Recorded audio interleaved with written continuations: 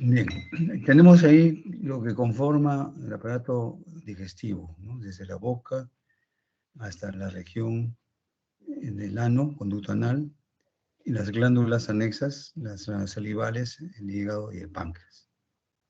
Entonces vamos a ver hoy día el tracto gastrointestinal, nada más, ¿no? Las glándulas anexas lo dejamos para la siguiente clase junto con un aparato urinario. La vía bucal, y tenemos la mucosa, que tiene un epitelio plano certificado, no queratinizado, paraqueratinizado. Paraqueratinizado significa parcialmente, ¿no? No totalmente, sino parcialmente. ¿Cuáles son los límites? Los labios, el paladar duro y blando, la lengua, y las glándulas salivales mayores y menores. Las mayores son pues la parótida, la maxilar, la submaxilar, y las sublinguales. Las menores hay un grupo de glándulas menores, como la de von Effner, que se encuentra debajo de la lengua. Veamos entonces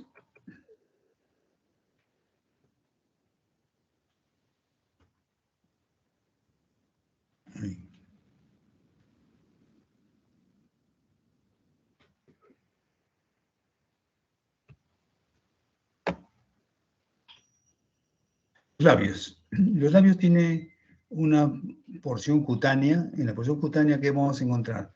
Glándulas sudoríparas, sebáceas y folículos pilosos. Es una región que es la región de transición, que se conoce como el bermellón, que es glándulas sudoríparas y folículos pilosos, y una mucosa, epitelio poliplano no queratinizado. Ahí hay glándulas salivales menores en las mucosas, ¿no? Pues aquí en el esquema tenemos, aquí la flechita está indicando justamente el bermellón, o sea, el cambio de lo que es la parte cutánea con el bermellón, ¿no? Y más atrás está la mucosa, la mucosa. Las mejillas, la mucosa presenta un epitelio no queratinizado y las glándulas salivales menores, ¿no? Las mejillas. Paladar duro, hueso maxilar, glándulas salivales. Y el paladar blando tiene una cara digestiva, poliplano no queratinizado, una porción respiratoria, que ustedes ya conocen, esta parte de acá, arriba. Ustedes conocen esa, respiratorio. ¿Cuál es el epitelio respiratorio? Es pseudoestratificado, cilíndrico, ciliado, ¿no? Y una parte muscular importante, acá está, el músculo que se encuentra en la parte superior de acá del bucal. La lengua tiene una superficie ventral y una superficie dorsal. En la cara dorsal, bueno, y laterales también, por supuesto. En la cara dorsal vamos a encontrar las papilas, que pueden ser filiformes, fungiformes, foliáceas y caliciformes. Estas son las papilas que tienen la forma de hongo, esas son las fungiformes. Esa que tiene esa puntita, esa de acá, es las filiformes.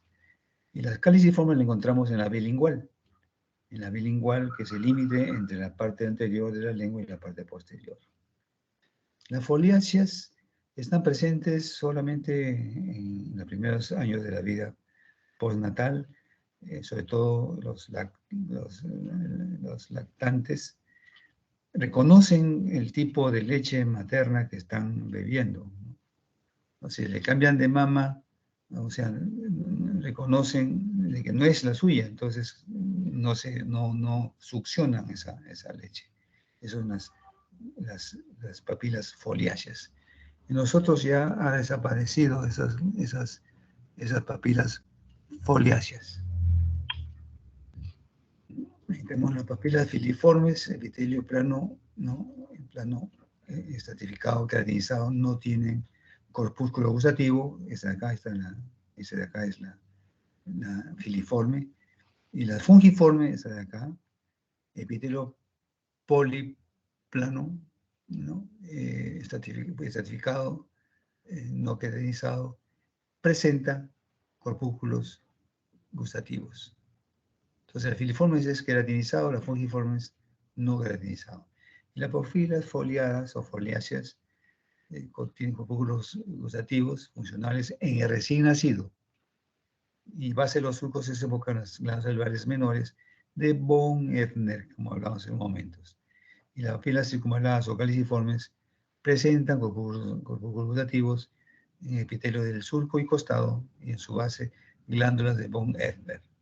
Estos son corpúsculos gustativos, son órganos sensoriales intraepiteliales y presentan 4 tipos de células.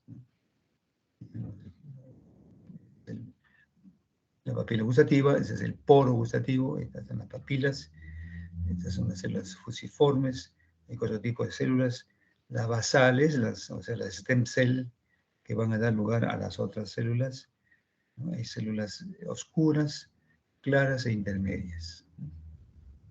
Esos son los poros gustativos. La glándula salival es una glándula simple y compuesta. Las glándulas salivales mayores son las parótidas, submandibulares o submaxilares y sublinguales, ¿no? Aquí tenemos el caso de las parótidas, de la glándula submaxilar, y esta es una glándula sublingual.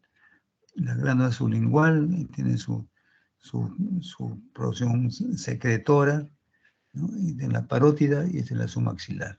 Como vemos, hay diferencias. Vamos a ver a continuación cuáles son esas diferencias importantes.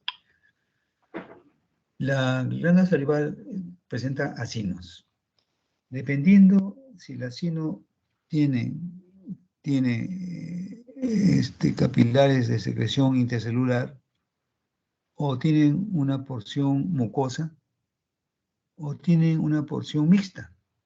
Tienen una parte serosa y una parte mucosa. Entonces, esta es mixta, esta es mucosa y esta de acá es serosa.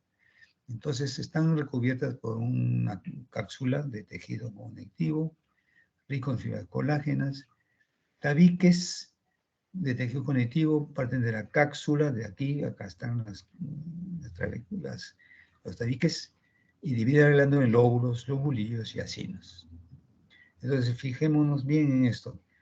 Mixtas, mucosas, serosas. Bien. Los acinos serosos. Células de secreción serosa, núcleo redondo basal, latido neoplasmático rugoso abundante, gránulos de secreción, sales, proteínas y tialina. Los mucosos, estas son más claras, células de secreción mucosa, núcleo de secreción basal, el moco es fluido, viscoso, rico en mucina, moco, mucosos. Entonces, existen los conductos intercalares, los conductos estriados dentro de los lobulillos. Como son glándulas exocrinas, tienen que tener entonces conductos, ¿no? En cambio, los adenómeros son las unidades morfofuncionales formadas por la porción secretora, el conducto intercalar y el conducto estriado. Entonces, todo es un adenómero. Entonces, ¿quién forma el adenómero? La porción secretora, ¿no? La porción secretora, que puede ser mixta, serosa, mucosa. Su conducto intercalar, acá está el conducto intercalar. Y el conducto estriado, ¿no? El conducto estriado. El conducto intercalar y el conducto estriado. Y luego tiene la secreción, dependiendo pues si es una secreción serosa, mixta o mucosa. Bien. La parótida es la más grande. La más grande pesa 25 a 30 gramos, ubicación en la fosa parotidia, produce el 30% del total de saliva, la cual principalmente es serosa. Tiene su conducto de Stenum, se abre en la boca a nivel del segundo molar aproximadamente. Entonces es la glándula parótida, fíjense el color, oscuro, serosa, netamente serosa. Bien. En este caso la submaxilar es mucosa, ¿no? Está mucosa. Se ubica en el triángulo submandibular o submaxilar, pesa 10 a 15 gramos, el conducto submandibular es el cuarto, tiene alrededor de 5 centímetros de largo, se abre al lado del frenillo, y la salida que produce es mixta, serosa y mucosa.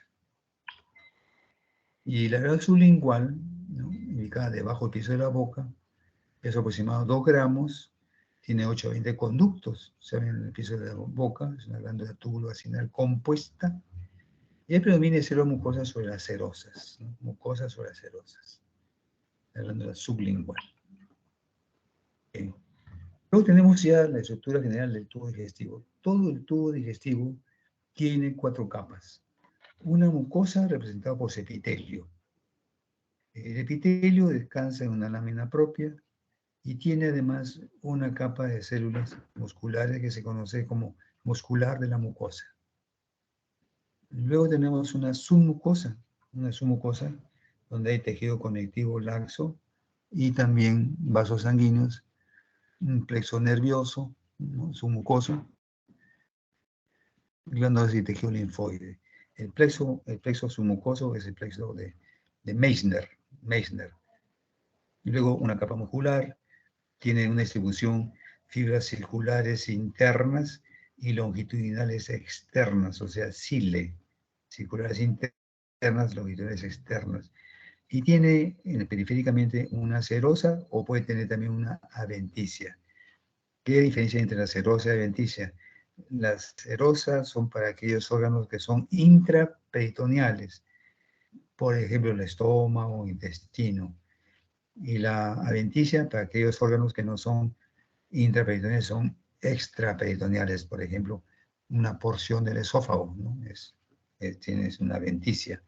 El apéndice es una adventicia. Entonces vamos a ver quiénes presentan adventicia y quiénes presentan serosa. Bien. La mucosa presenta pliegues. Vemos acá los pliegues circulares. Son las válvulas de Kerpin. Vellosidades, proyecciones de digitiformes. Ahí están los digitiformes, vellosidades. Microvellosidades, que son proyecciones microscópicas muy juntas. Y a nivel del esófago, ¿qué pasa? El esófago forma un tubo recto, aproximadamente 25 centímetros aproximadamente. Se encuentra pues a continuación de la faringe, cruza el diafragma y se une con el estómago, en la región cardial. El epitelio es un epitelio poliplano no creatinizado.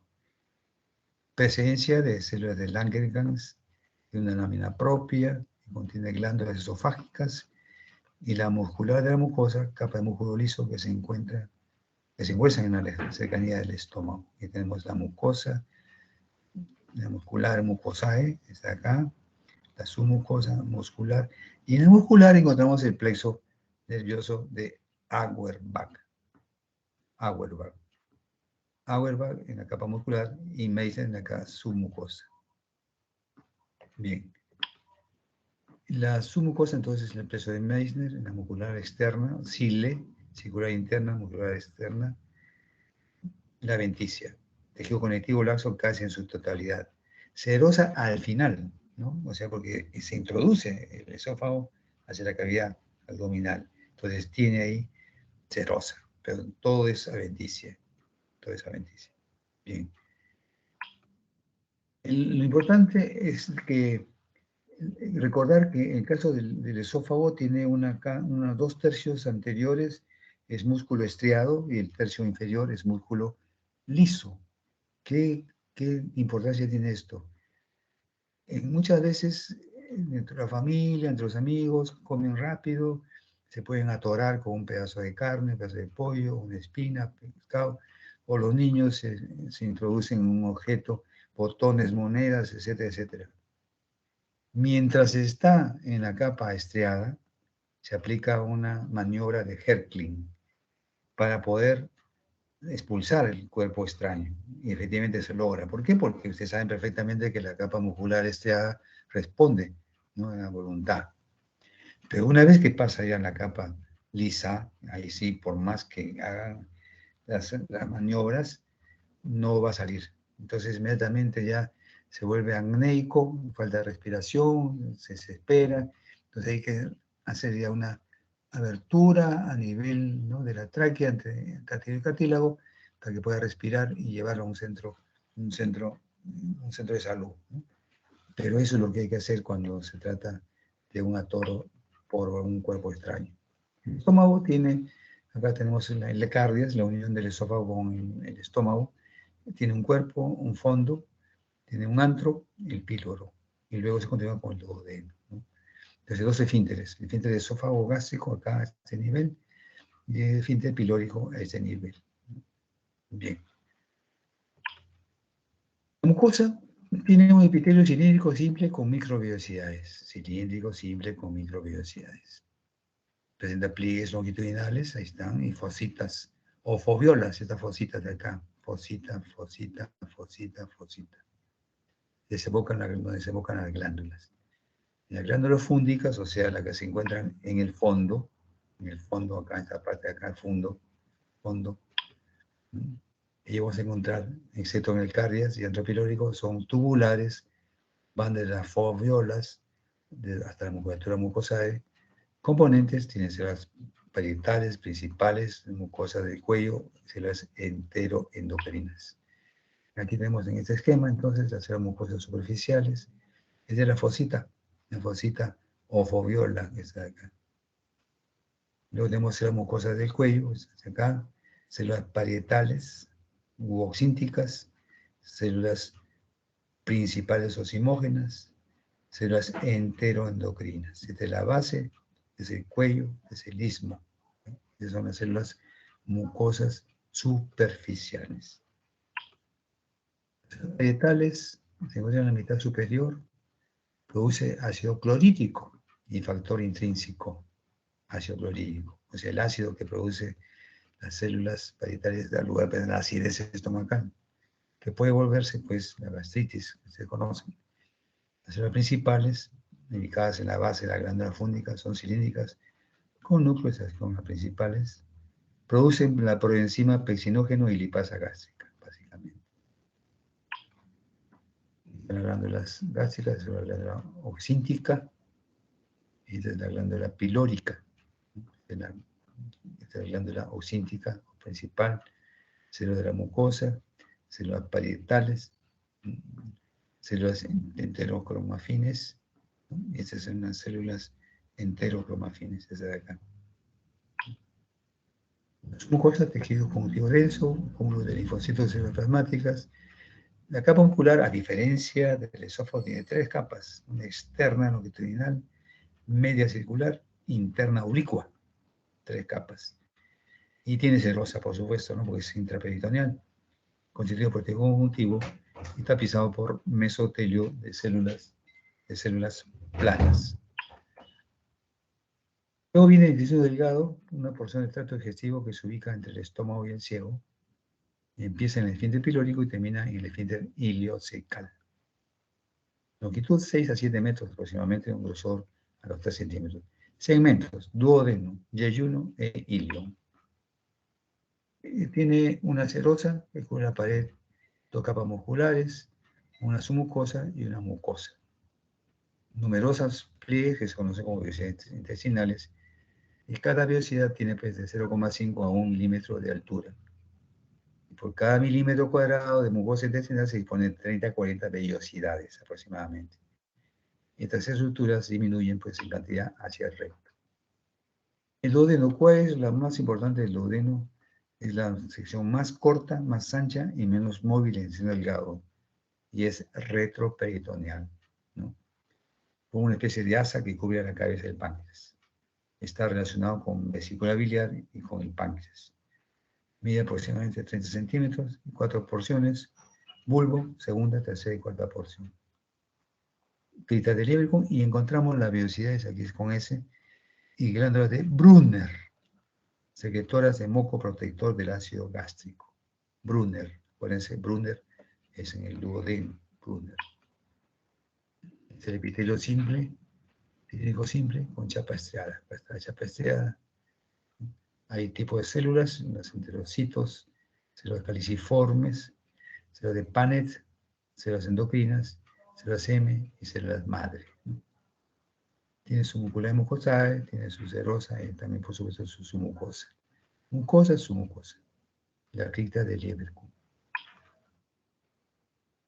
El duodeno, ya hemos mencionado, ¿no? El duodeno, la capa muscular, y está el plexo de Auerbach siempre en la capa muscular, ¿no? Y la serosa, con su mesotelio, que es una capita de células delgadas, y de la serosa. Lo que no presenta la adventicia es tejido conectivo prácticamente. las vellosidades y las criptas intestinales, es el epitelio, las vellosidades, la muscula de mucosae, son las que mueven a las vellosidades. Está la lámina propia, como todo epitelio, ¿no? Tiene un epitelio cilíndrico simple, ¿no? Tiene enterocitos, células de intestino, células caliciformes, esas de acá, que se llenan de mucosidad y tienen mucopolisacáridos, su contenido, mucus, que se puede reconocer por una coloración de ácido perjodic Chief.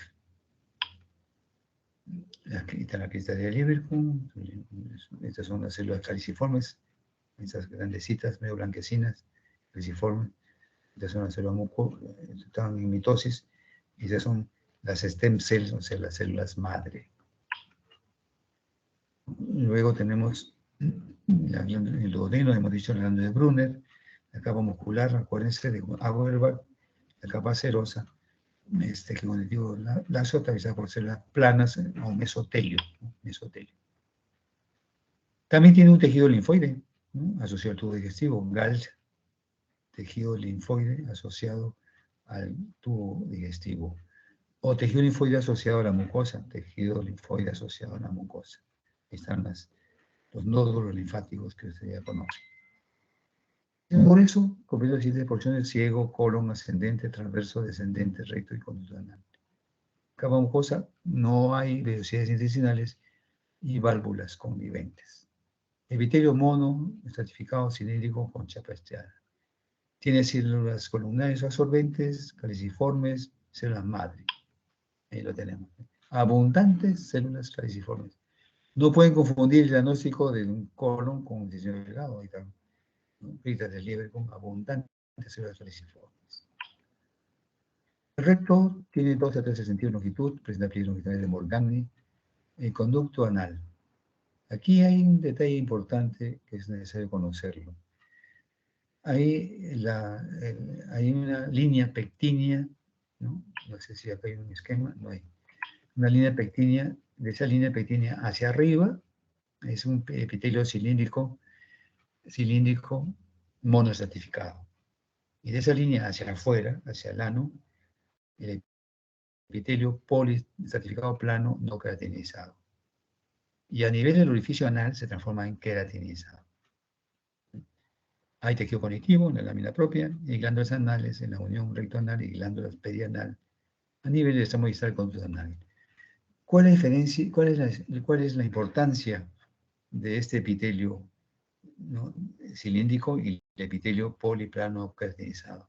Los tumores a nivel del epitelio cilíndrico monoestratificado son menos dolorosos, casi indoloros. Pero los tumores que se encuentran ya hacia la parte externa, por epitelio poliestratificado plano no queratinizado, son más dolorosos y hacen fácilmente metástasis. Esa es la diferencia del epitelio en la mucosa anal. El apéndice, ustedes lo conocen ya, que son nódulos linfáticos, pequeño divertículo tubular que parte del extremo del ciego. La estructura del apéndice es semejante al intestino grueso, ¿no? Su luz es estrecha y presenta gran cantidad de nódulos linfáticos en la lámina propia. Ahí están, nódulos linfáticos. Y el epitelio es propio del intestino grueso, ¿no? Intestino grueso. Epitelio monoestratificado cilíndrico. Bien, eso entonces es lo que tenemos que revisar en la parte del digestivo 1. Digestivo 1. Muy bien. ¿Alguna pregunta? ¿Está claro? Esto creo que tienen ustedes ya en la página virtual. Bien, entonces, a continuación, ¿qué cosa toca, delegado, señor Noval? Sí, profe, esta semana solamente se está viendo, si no me equivoco, lo que es digestivo, 1 y 2. 1 y 2, ya, perfecto. O sea, boca y lo que hemos hecho en intención delgado. Y por eso, ya. Muy bien. ¿Tienen un seminario?